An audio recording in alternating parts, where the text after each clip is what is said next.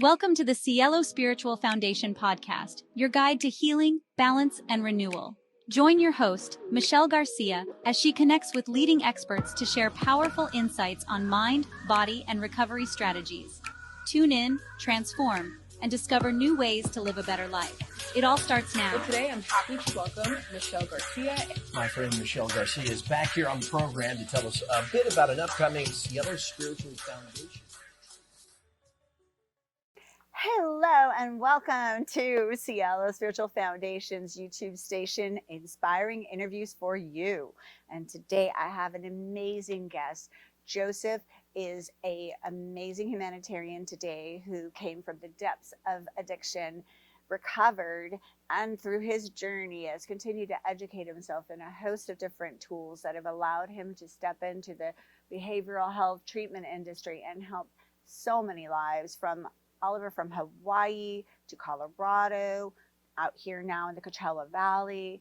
He's helped centers grow and brought what I have understood to be quite experiential, transpersonal therapy, having helped children in wilderness programs, and just a host of interesting things to share with you today, as well as I understand he is furthering his education to be have a PhD so he can pursue even more ways to help people grow, learn, and evolve in this beautiful life, a life beyond your wildest dreams. Thank you, Michelle. Thank you for having me.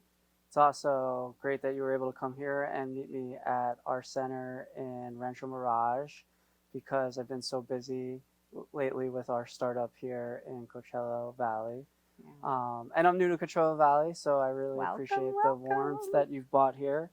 And I love everything you're doing with your spiritual foundation, your sober living, and of course this podcast. I really love that you cue in on that word inspire, and what does it mean to inspire. And it reminds me of an organization that I worked for many years ago that would give us a uniform that said inspire on it. So that's really when I think about what we do as professionals in the behavioral health field, addiction counseling, and so forth, is hopefully inspire, because we're working against the disease of addiction, obviously.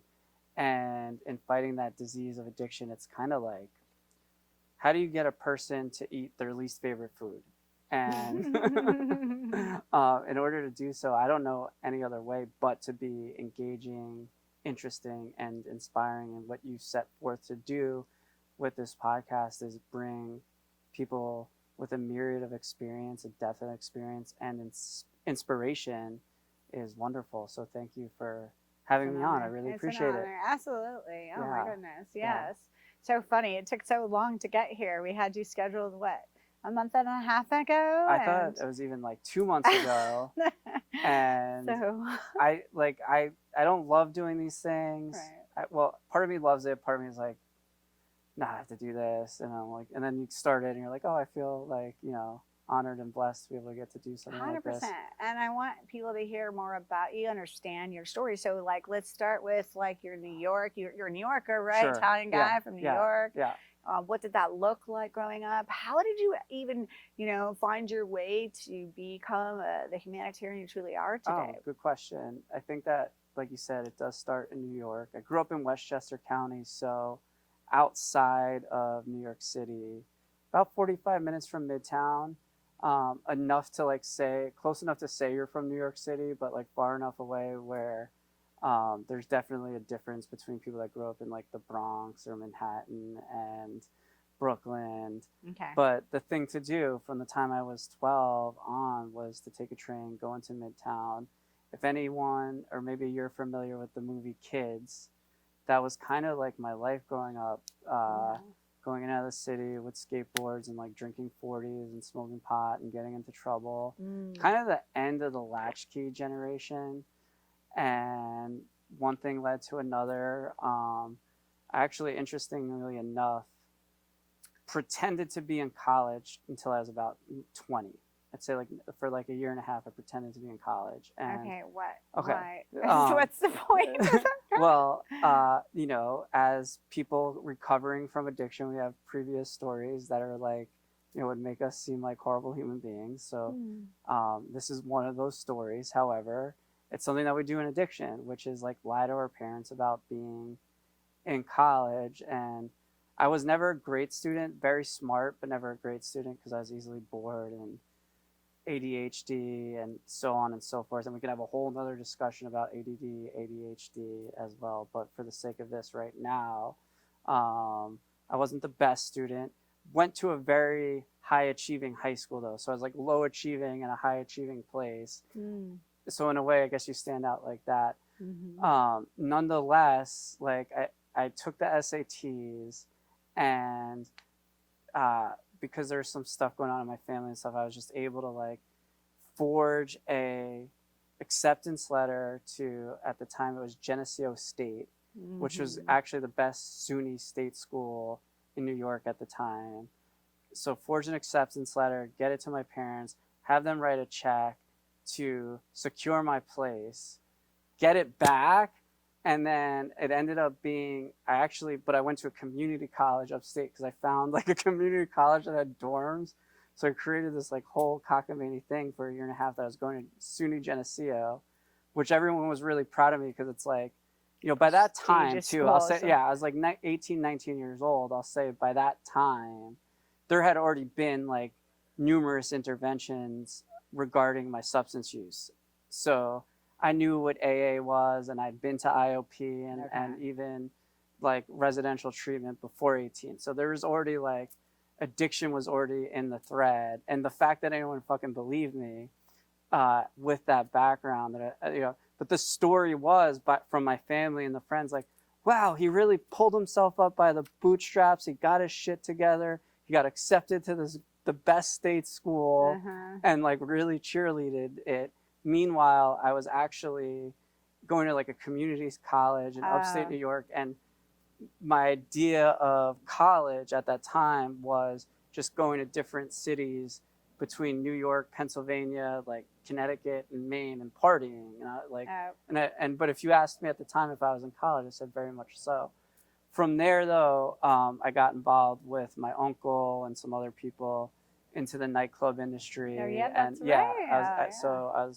I ran my uncle's nightclub and opened another one with him and a tanning salon, and was kind of in the outskirts of, I don't know how better to describe it other than like a well-known Italian-American subculture. So it's basically Italian mob opens a nightclub. Yeah, I mean, kind of in the outskirts of all that, and like hanging around all these wise guys. And for a really long time, that life was appealing to me, and I was running my uncle's nightclubs, and I was about 24, 25 years old, and I remember like looking at all these men they were so cool, and I would go out to dinner with them, and like I would drive them around in their Cadillacs.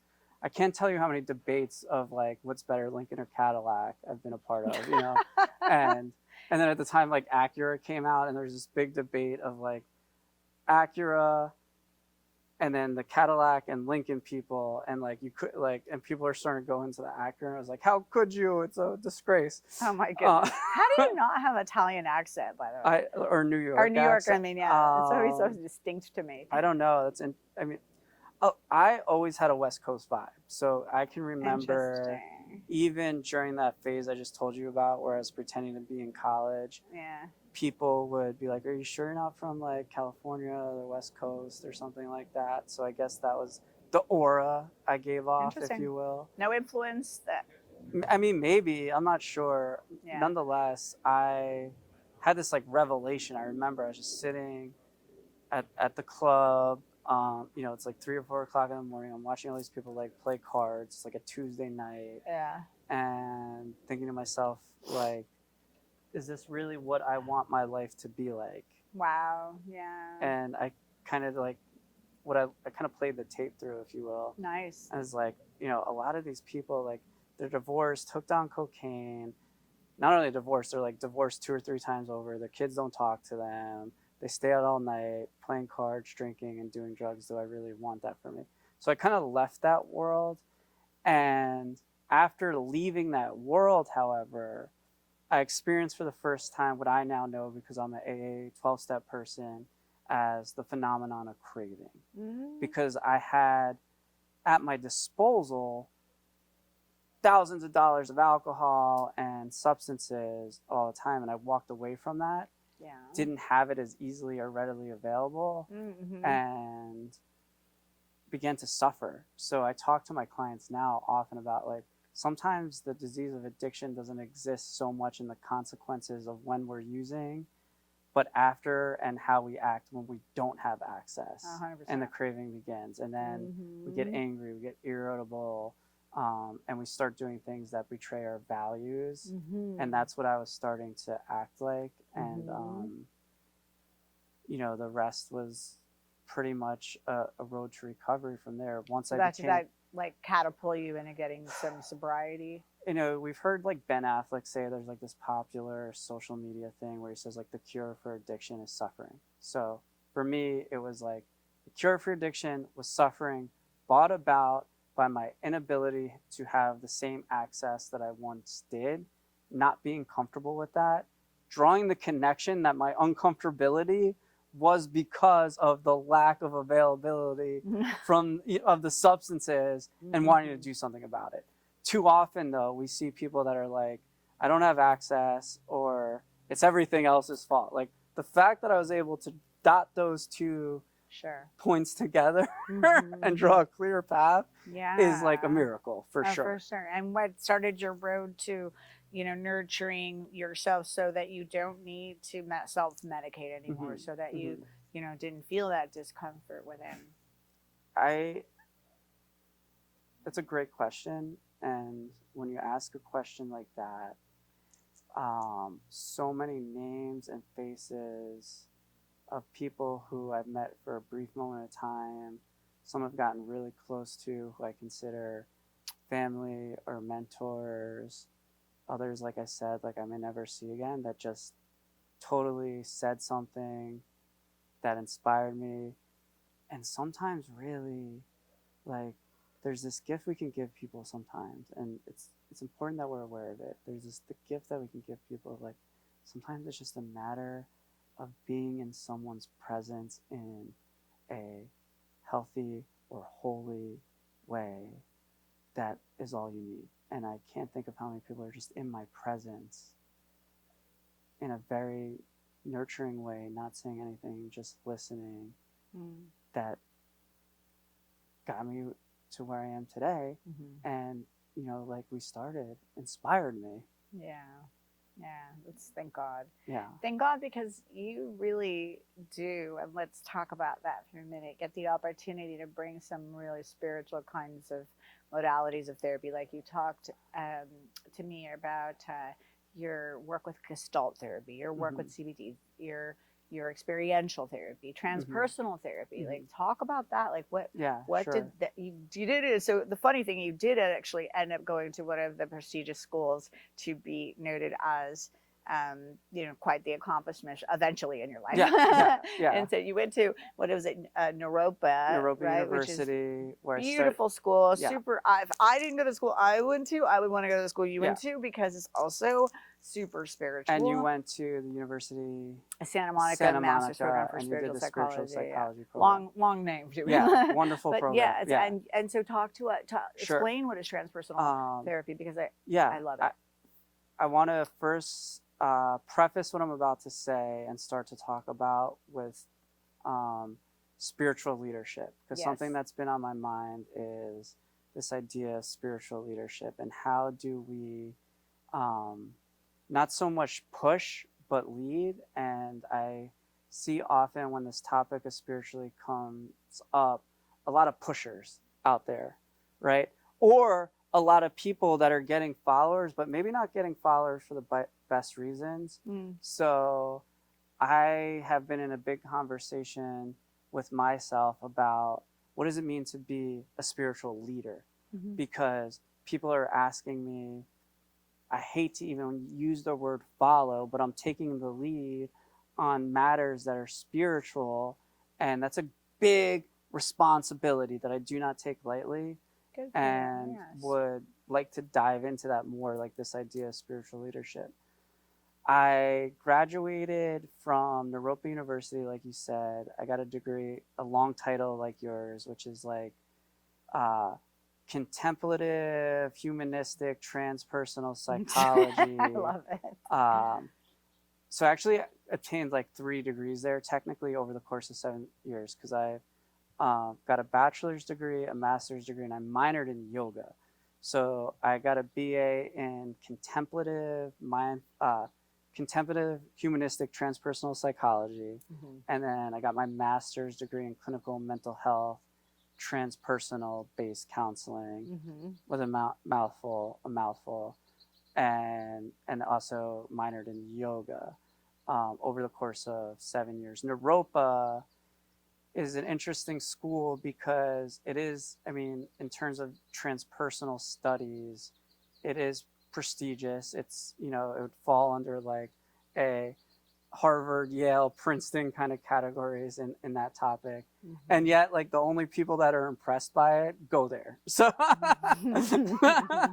so like, I'm impressed. Yeah. But of course, I lean into anything that's spiritually connecting. And so it's always funny to me because I'll say to people, I went to Naropa, like, this is such a cool university, and like no one's as interested in it other than people that either like went to Naropa or the University of Santa Monica program, or like Pacifica, Oh, or I love Pacifica. or like Saybrook or something like that. Naropa is unique in its history because it was founded by Trodram Trungpa Rinpoche, who was a Buddhist scholar who came here from Tibet, Ram Dass, and Allen Ginsberg. So the history embedded in that school is one of like Trodram Trungpa Rinpoche, who had the vision, and his vision was based on merging Eastern and Western practices as a psychology, not a religion, and focusing on the divinity aspects for some people, those that might be more scholarly and want to discuss it from a psychological lens, and also those that would want to study it from like a spiritual point of view and kind of combining that, right? And then Allen Ginsberg comes along, and he's into the arts, and he says we need a place that has like an Eastern perspective and the Western perspective, and he wanted to give due to Jack Kerouac and the beat poets and have that kind of beatnik culture emerge as a scholarly effort that could be taken seriously. And they were both pretty serious on the academic side. Ram Dass comes in and like just is like, don't forget your heart and bhakti and yoga and all these things. And they start the Naropa Institute. Trodram Trungpa's thing too, which is interesting, was that he felt because of what was happening in Tibet, the mass genociding that was being carried out by the Chinese, that people of Buddhist faith were being massacred and dying, and they would reincarnate, because reincarnation is a major belief in Buddhism. Absolutely. Now, you have different paths. You have like the Vajrayana path, and you have the Mahayana path, and like the big place, they kind of diverge as like, what is reincarnation? Like there's a few hot topics there that it's like, it's Buddhism, but they have different beliefs on that. Nonetheless, they believe in reincarnation. And he felt that people of that faith would pass away and want to reincarnate, but also want to reincarnate to a place where they would be free to practice their religion.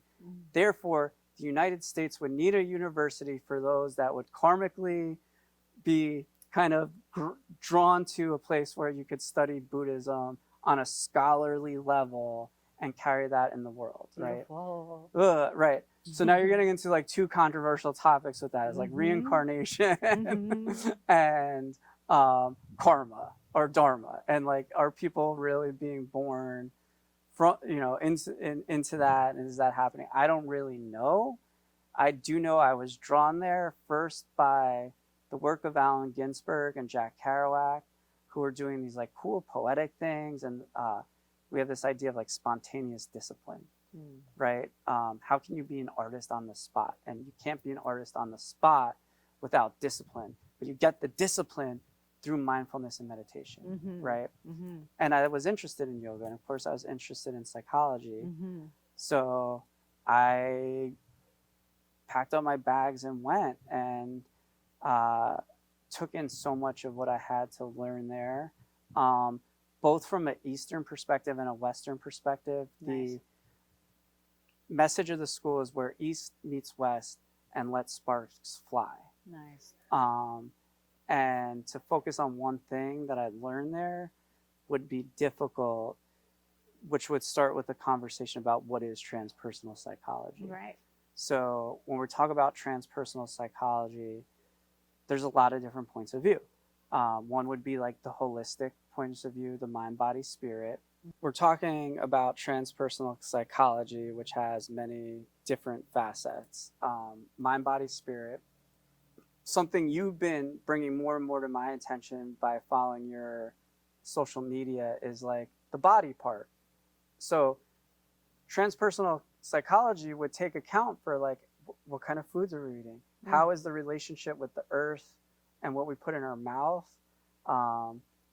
interconnected? Yes. And that's just like one part. And then we could even get into whole horticulture, and which you have. Yeah, and yeah. have integrated nutrition, which I thank you for doing that.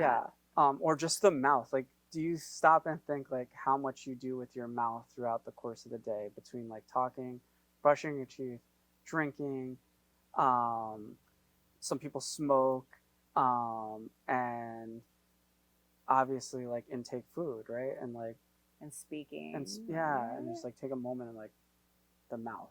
Okay. But you have like the mind, body, spirit perspective, which is like holistic. Right. For real holistic. Not for a real buzzword holistic. Yeah. Which I and appreciate. and what you're saying when you say like for real holistic, that's why I say like there's a whole conversation that should and needs to be had about what is spiritual leadership, because that term gets thrown around and needs to be like drawn out a little further to make sure that we're on a same page, I think, as different communities. 100%. While in part why you're here on my show, Terry, with this Thank you. group of people who are interested Yeah. in spiritual well-being, Yeah. and this is a gateway.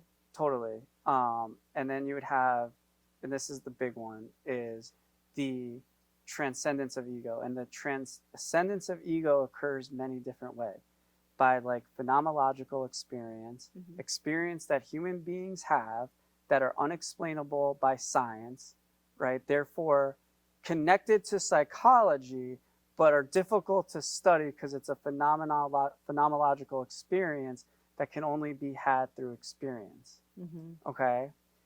And then what is the transcendence of ego?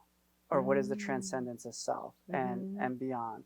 In that category, you would talk about like paranormal activity, spiritual experience, spiritual emergency, addiction, right? There's a transpersonal approach to that because some may define it as a spiritual emergency, right? And then there's a lot of people that are having spiritual emergencies, but may not have the skills to navigate it in a healthy way. And then in addition to that, we may have like UFO encounters or tarot card readings, astrology. And you, and I've done that too. You mastered that I've and did really that into yoga. For a bit. What is that feeling you have in Shavasana? Right. Oh, the best. After a hot The yoga best. class or a vinyasa class, Yes. which we would call like stillness. a peak experience, right? Yeah. But peak experience would fall under a category of things that are explainable, that still transcend ego, that also equate to like holism. I would health. also explain it as when the body's finally getting the moment to digest, process, and embody everything that it's just done. Like you really integrate it all, you know, and feel into that. Because a lot of people forget to feel into what they've done. You know, they're just so busy collecting new information, collecting new experiences. It's just like, and not feeling the essence of it, so to speak, right? Like, how, you know, so that's a real beauty can transpire. Absolutely. I find it fascinating what you're doing. Yeah, and it's hard to explain sometimes, which is why it kind of needs a body of evidence to discuss as well and study. Carl Jung, on his deathbed, if you're familiar with Carl Jung, I wasn't. His request was like, study this, collect data, and prove it. Otherwise, it won't be taken seriously in the way it's, or as seriously as it is taken now. I appreciate that so much. So, and just you keep reminding me of what my teachers and the founder of the school actually would tell us, and that is that spiritual psychology, that name for the school only came about because they wanted to bring back what was originally intended with psychology and psychologist in the first place, which is it is meant to be a spiritual practice of therapy, the most spiritual, in fact. And through the years, it's gotten less because it's been like people are telling people their problems and diagnosing them and kind of giving them their truth instead of allowing them the dignity of their own process with that, which is a more spiritual approach. I can go on and on. It's like our license for treatment while I was in that school got taken away because they wanted us to take out the meditation before we begin modalities of therapy. That is the way we do it. We ground and center people in their loving, invoke their inner counselor, and we're holding hands and meditating for a minute, 3 minutes before even starting any modality of therapy, right? So that's like, they were like, well, that's church. We want to take that out. You're gonna need it. And they were like, absolutely not going to do that. So, oh, well, if you need a license by the time you finish this program, because we're just not buying into that. We're not, Absolutely. So I really appreciated that they kept that in, because I feel, for me, what attracted me to the program is the spiritual aspect, which always starts and ends with meditation. I mean, how could it not? Well, how could it not? I mean, exactly. And I think that the conversation, definitely needs to be heard more. And I think, we're evolving in the behavioral health industry in a way such that holistic programs and practitioners like yourself are really leading in a way that allows people to really get spiritually fit and not just like, cookie cutter stuff, or, how many notes can I take to bill insurance to get this person to the next step. It's more about really evolving. And you brought up like 3 really good points there. One is this notion of the soul and the psyche, right? And that's really where psychology emerges from, or counseling emerges from, meditation, right? And then governing bodies and licensing, and then not being able to be credited or taken scientific, basically, or data driven. We're getting a little bit more of that, but part of my education was like, I practiced like a monk for part of my education, like for real, because they're like, it's not just going to be like sit and drop in and like mindfulness for 2 minutes. Like, we're going to teach you these practices on a very high level to be able to drop in. I was talking to one of my professors in my PhD program, and I kept saying this thing, drop in. And she held me back after class and said, what do you mean by drop in? And it was, it's funny. I was like, everybody knows what it means to drop in. It's not a term used but loosely about. Well, she was like, and that's not, an empirical thing to say, but I was like, drop in means this. The soul and the psyche conversation is really important to have, because how could we not nourish the soul in advancement of the mind?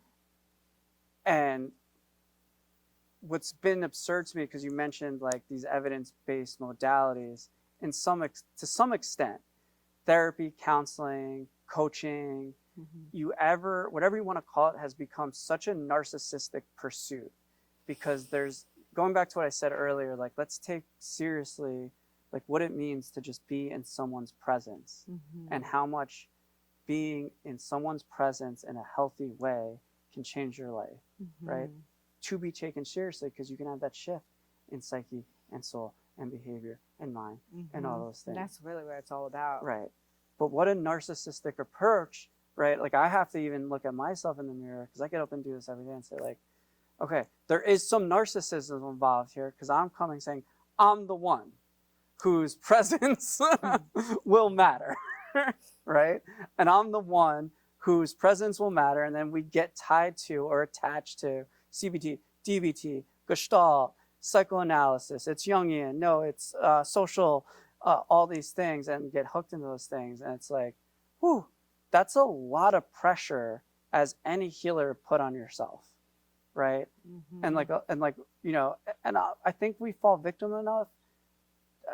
I think we fall victim to it, but don't talk about enough is like, what a selfish, narcissistic, grandiose pursuit. I think at times, yeah, you know, and I got to I- be in conversation with that. I hear you. And if I'm not in conversation with that through meditation, a very Yeah. consistent meditation, Yeah.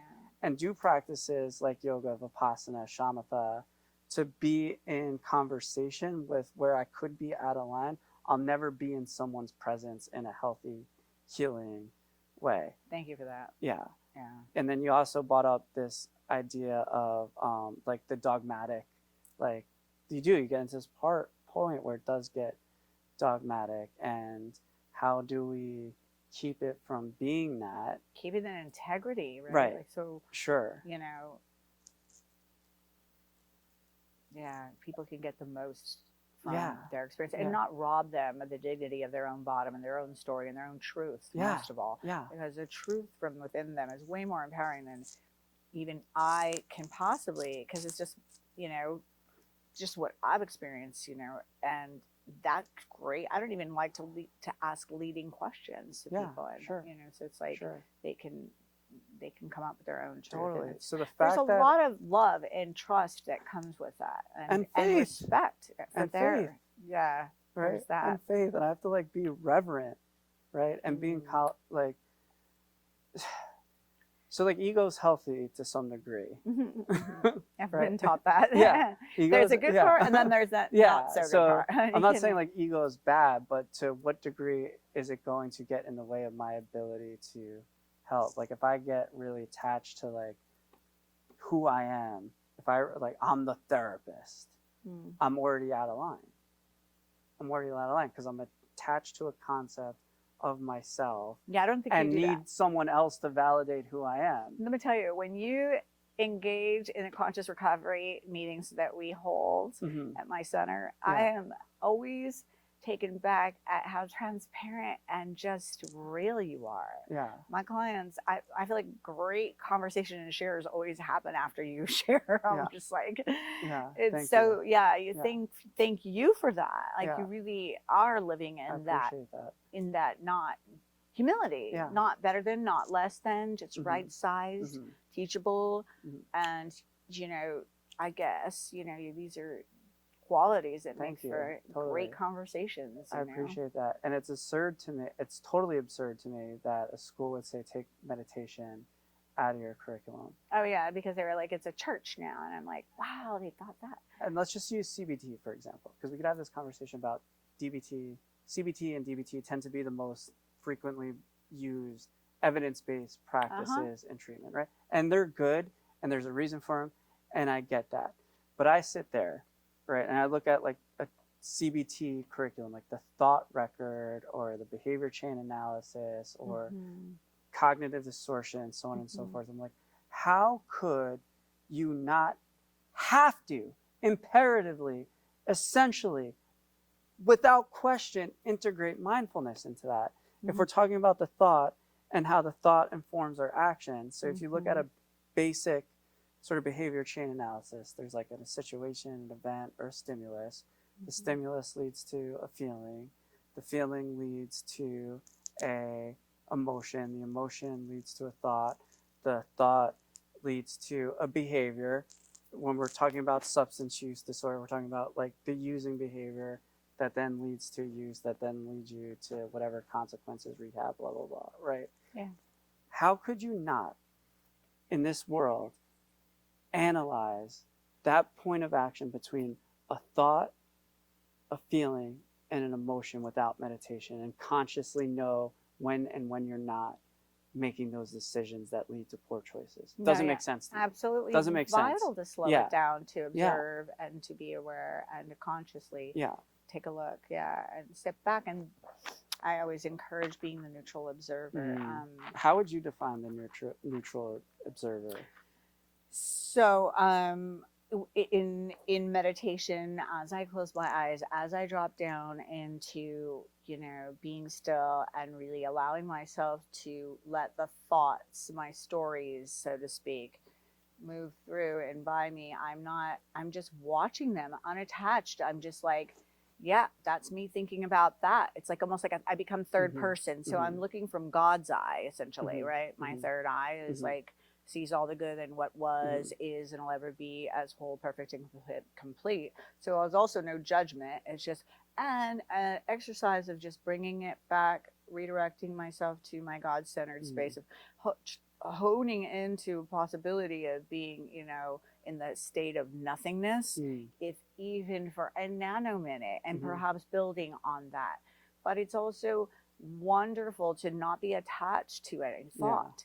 When I'm free from attachment, I think the wise Buddhas teach, attachment creates suffering, and it's so true. Yeah. So totally. Being neutral, meaning not having like, this is good, this is bad, this is, no judgment. It's just what's so. Yeah. This is just what's so, and this is my opportunity to see what's so, and how the tapes run, and how the movie that I've been directing, totally. co-directing with, creator are panning out. And it's sometimes funny, and it's sometimes, serious. And it's like, and it gives me the opportunity to not take myself too seriously either, because when I'm not attached, I can be just like, okay. And I guess that's what I mean by like sometimes this like being a therapist or healer, it's 2025, like everybody's a healer, their ex-boyfriend's a narcissist, and oh wow, they're making fun hard on and that. I'm probably autistic also On Insta, but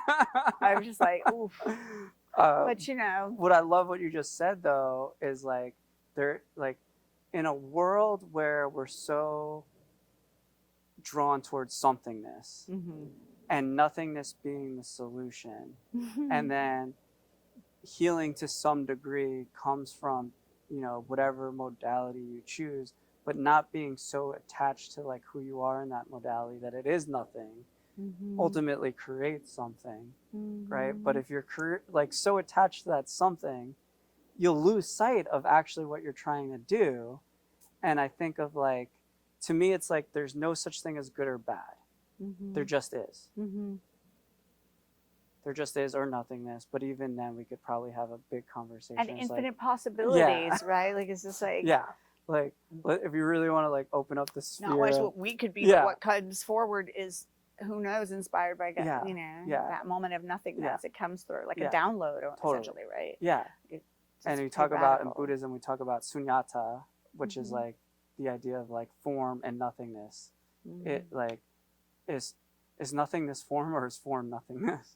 Or is something nothing, or is nothing something? Or is everything anything, or anything everything?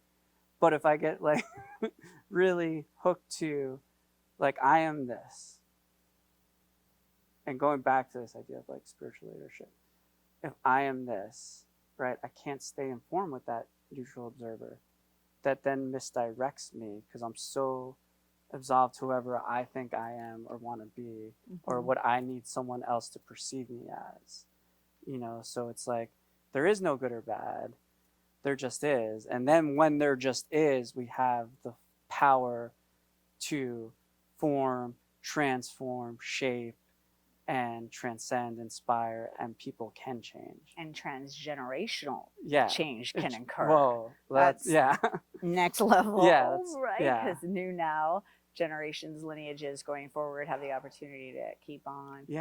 And I see that more often than not with people in recovery. I see them as like the lineage breakers, and so many people that choose to get sober are not only called to get sober to change their life, but there's also an underlining story of like transforming or changing the generations' lives before them. And, beautifully so. And that's not just not addiction either. That's abuse and trauma and underlying causes. people coming from different parts of the world and things like that feel called to heal that. You know, we started with, you know, I was born in New York. Well, my brother and I, you know, we're like fourth or fifth generation Italian American at this point. My brother and I are the only two that have left New York, and I have a ton of cousins and uncles at that same goddamn nightclub, doing the same goddamn thing, gambling at the same goddamn place, right? And that was, for me, what really inspired me to change, because I saw myself responsible for the sixth generation that might be down that same path and didn't want it. Thank God.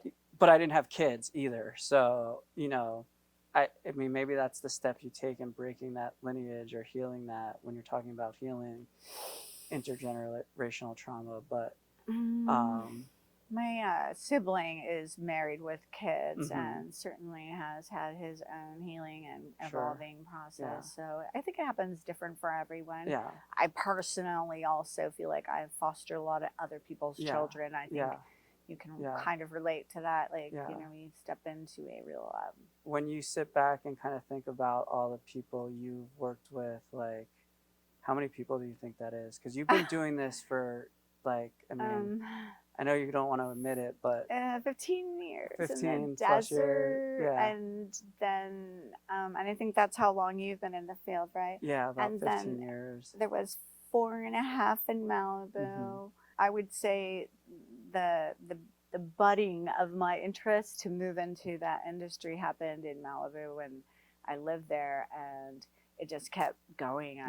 And for me, like, I just kept finding new aspects of the industry interesting and changing it up. So I have not burned out, because I'm just like, you know, business development was so fun and explorative and interesting. And then it moved into, wow, I really like the healing. I really like being with the clients more. I'm noticing that I'm drawn to that. So then going to school in my 40s, which you're 40 now and you're going to your PhD, kudos. I'm like... But, you know, for me also, like, all of the different educational backgrounds and interests that I had before that have, benefited the experience that I have today. There's no way that I haven't pulled from, you know, the lessons I've learned being a teacher and working with children, and just like, you know, life is a school. There's a school of life, and, you know, all of the different trainings I continue to do also. You know, there's always something new, right? I can get and learn from. And I also think about when I'm in trainings, like, what can I offer? Right. And so that's always rewarding.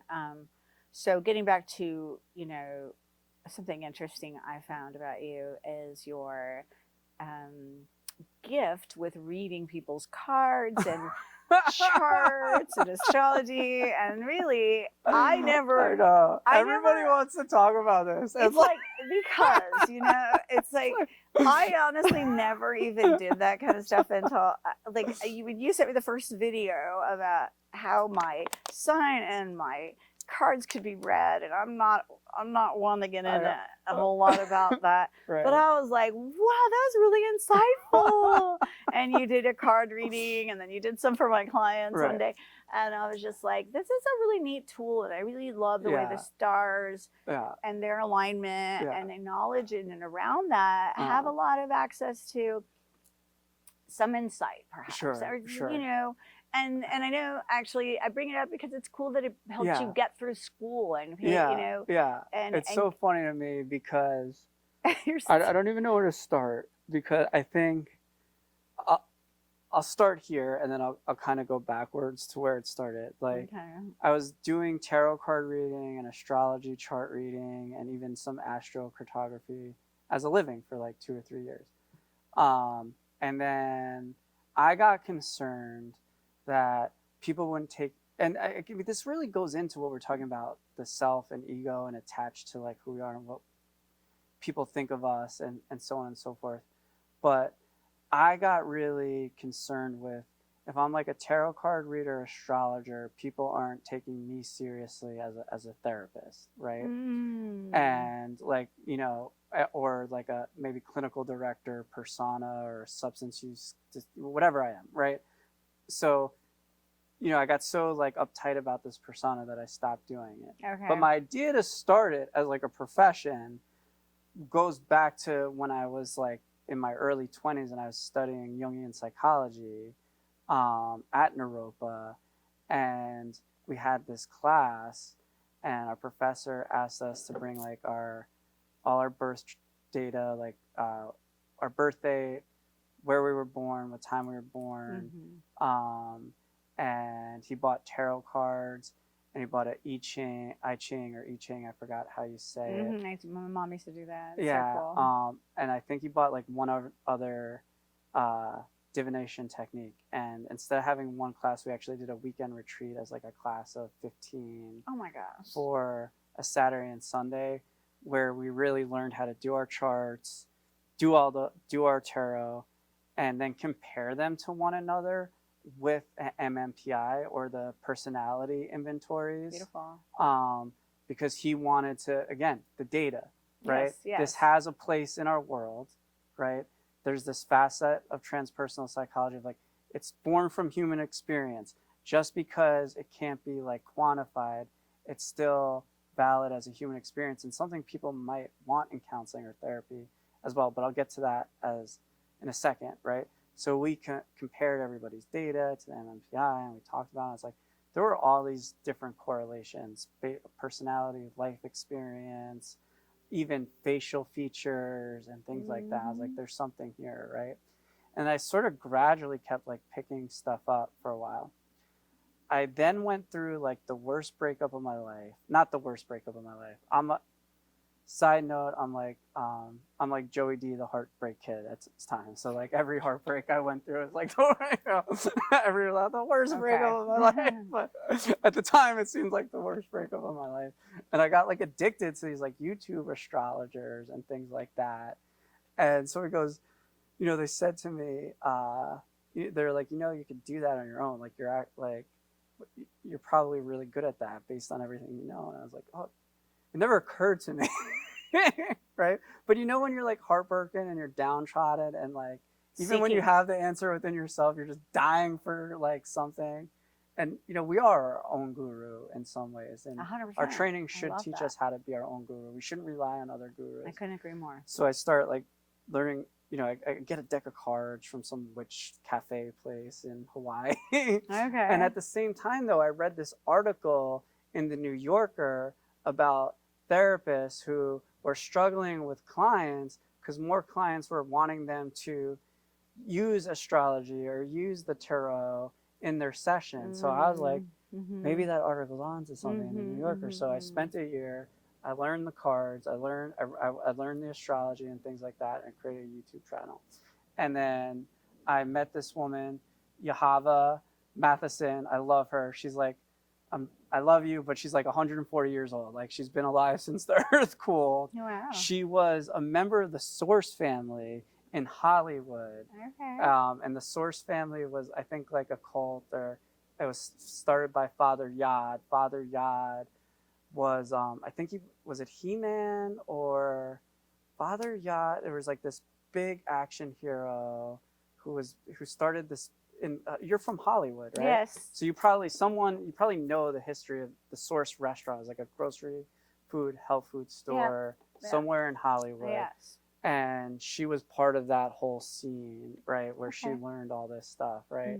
And I'm dying to remember if it was He-Man or he was Tarzan. I think it was Tarzan. He played Tarzan the Barbarian, leaves Hollywood, starts the Source family. And there's some controversial stuff, like he had like 90 wives or something crazy like that. And then he died in a hang gliding accident, trying to prove he was God or something. So that always goes sideways, which is like, it's hard. Like you learn about these things. Sometimes you're like, oh, that sounds really cool. Like everybody's eating well and vegan and getting along and meditating, and then everything falls to shit. It's really, that's why I love yoga, because it brings us back to balance, right? I mean, it's so I meet Yahava. Yahava goes, she goes, I'll make you my honey boy. And I didn't know what my honey boy meant, right? And she started mentoring me on the art of astrology. Nice. And she said, come here every day, 7 o'clock. She would bring me breakfast. We would talk astrology. I would start to get clients and stuff. What she meant by her honey boy was stand outside her astrology shop and attract the girls to come in. Did it work? It worked very well. Okay. But what I learned from that was like people turn to those techniques in a time of crisis. Sure. And then I was in this really cool, unique situation with Yahava running this tarot card astrology place where people would come in these really heightened states of emotion and concern, be like, read my cards for me, tell me what's going on, right? And seeing there's a lot of responsibility in that, right? And I was like, I almost feel like when you're mapping that out and sharing with it about, I'm visualizing you as an interventionist. In a way, yeah. Because you were there at a crisis and you get to be a guide to some light, some possible hope to get them in, the right direction. So I start doing like hundreds of readings. By this time, by the way, I had taken a break from substance use disorder counseling on any. Actually, I didn't want anything to do with like anything like that. I'm just doing like tarot card readings, astrology charts, things like that. And I started to notice a pattern, which is like 80% of my clients that were coming for readings were in a crisis of like faith, of spirit, domestic stuff, and it would, it usually boiled down to like addiction and alcoholism. Yeah, right. Not eating healthy, a disconnection from their spirit, morals, or values, something like that. And were they able to get honest during the reading? Well, eventually, they want the answers, and there's this interesting thing that happens with a lot of us, and I think Jonah Hill actually pointed this out in the documentary Stutz, where he interviewed his psychoanalysis, where he's like, it's weird because you want your friends to listen and they don't listen, they give you advice, and then you want your therapist to give you advice and they only listen. So you get to this point where people are like, here's whatever amount of money, tell me what's happening. You do it and they're still like distraught, and then the truth starts to come out. Nice. And you're right, it was like an interventionist because people would come, a lot of people would come and get readings. The intervention would happen, we'd get to the truth, and then like 3-4 hours go by. At the time I was living in Hawaii, and I had a really nice house and set up there that I actually set up like a retreat. And then it was just like, as like kind of an innocent, I didn't even expect it to happen. Like next thing I knew, people were like staying in my house because like they just wanted like a place to chill for like 2 or 3 days. In Hawaii? And, like, yeah. Okay. And maybe needed to just like detox and like, or at least get some like osmosis, through me of just being around a sober person or, So you created a community? I wouldn't say community, but people would come and then, like be like, I need help, and I'd be like, why don't you just stay with me for a few days, and like I do what I do, which is like nice. I get up, but I drink some coffee, I go to an AA meeting. Coincidentally, that set me up well for the pandemic. So here I am with Yahava being the honey boy,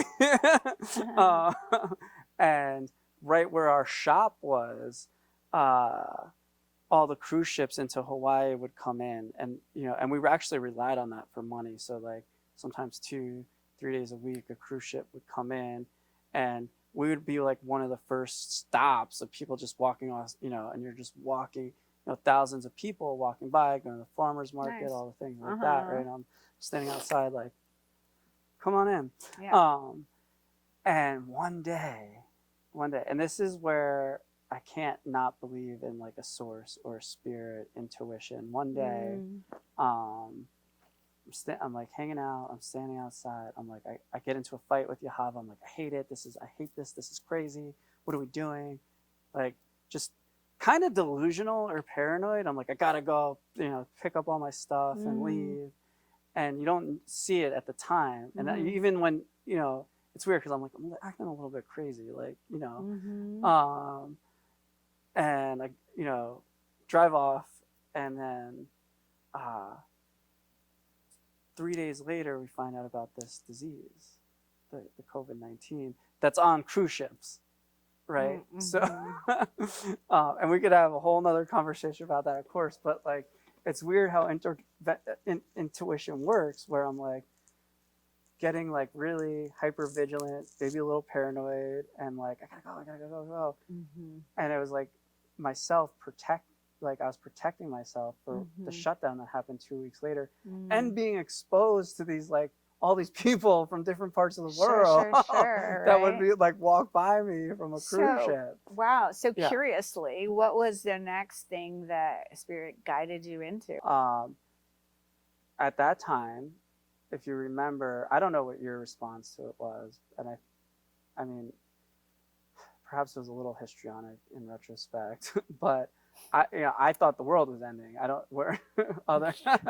was like, oh my God, the world's gonna end, So I went back to live with my parents because there was just something about if the world's gonna end because of this disease that we now know is BS and I should be with my family.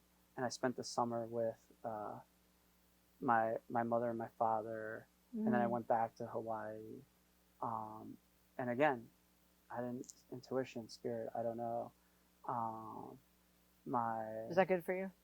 It was great for me because I spent the summer with my mother, who died shortly thereafter. And when I really look back on one of my sources of inspiration, my mom was a social worker who was licensed and went against the grain so much, because she would always say to me, no one wants to fucking do old school social work anymore. Right? No one wants to do old school social work. And she just had that heart of gold and I didn't even realize it until her funeral. We're talking about sobriety and inspiration. One of the greatest gifts of my life was I eulogized my mom sober in front of about 200 people. I mean, not huge, but a pretty big number, of which I didn't know hardly any of them, who all came up to me afterwards and had some story about how my mother had helped their family or their son or their daughter, was there for them in a time of need that I never even knew about. And my mom never even had a practice. She refused to have like a practice like we would know it. So she did everything like pro bono and just I was like, wow. And that's in my genes to some degree. I didn't even really know that much about it. And, I think that's how and why Spirit guided me in that direction. I'm so grateful for my intuition. It's beautiful. And the ability to listen to it that puts us in the right place at the right time, even when it's uncomfortable.